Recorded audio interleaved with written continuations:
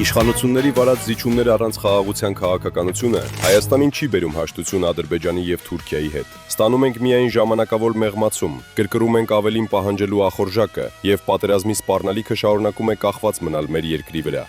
Թրիփը որպես առանձին նախագիծ չի բերելու երկարաժամկետ խաղաղություն, որովհետև անտեսում է տարածաշրջանում ակտիվ դերակատարություն ունեցող գերտերությունների շահերը ու մեկուսացնում նրանց։ Կոնգրեսը կիրագործի ընդգրկում բանակցային գործընթաց, թրիփին զուգահեռ գործարկելով տարածաշրջանային հաղորդակցության այլ մեխանիզմներ, որը կներդաշնակեցնի Հայաստանի եւ գերտերությունների շահերը ու կհաստատի կայուն խաղաղություն։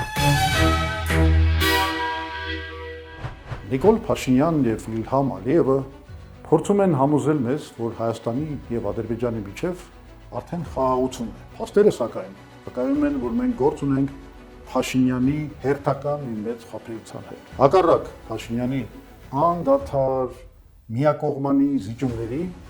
Ադրբեջանը հրաժարվում է ստորագրել խաղաղության նախաստորագրած պայմանագիրը։ Ադրբեջանն ու Թուրքիան շարունակում են Հայաստանի շրջապակումը, ինչը ըստ միջազգային իրավունքի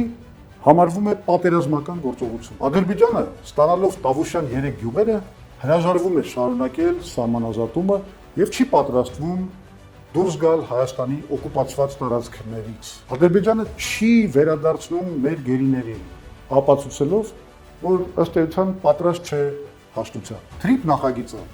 չի կարող ապահովել խաղաղություն, որովհետեւ նրա գլխավոր նպատակն է Ռուսաստանի դուրս բաղումը հարավային Կովկասից եւ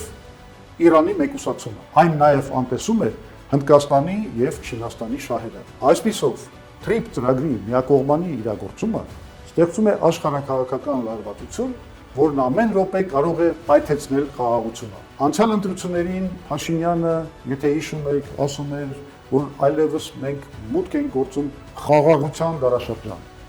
Բայց մենք ունեցանք նոր պատերազմներ եւ աղետալի կորուստներ։ Հայ ազգային կոնգրեսը մերժում է Նիկոլ Փաշինյանի հերթական նախընտրական ստերը եւ առաջարկում 3+BRICS ծրագիրը, որը կբավարարի եւ կներդաշնակեցնի շահագրգիռ բոլոր գերտերությունների տրանզիտային շահերը Հայաստանում եւ կբերի հարատև եւ կայուն խաղաղություն։ Մենք